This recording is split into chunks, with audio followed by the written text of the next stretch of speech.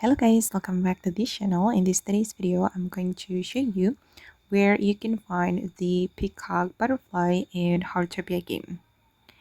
Okay, let's get into it guys. I'm going to open up my insect story. Okay, this one. And this is how the Peacock Butterfly looks like. It has orange wings, and I'm going to show you the detailed information about this butterfly.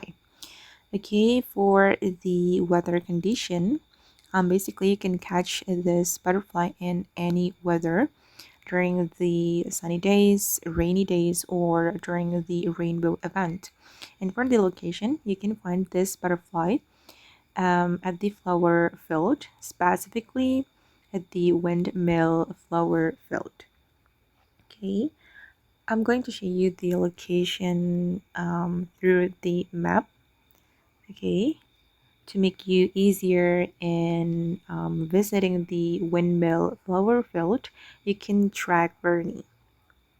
Okay, then you need to explore this area until you find the peacock butterfly. Okay guys, and that's where you can find the peacock butterfly in Heartopia game. I hope this video will be useful for you. Thank you so much for watching, and bye!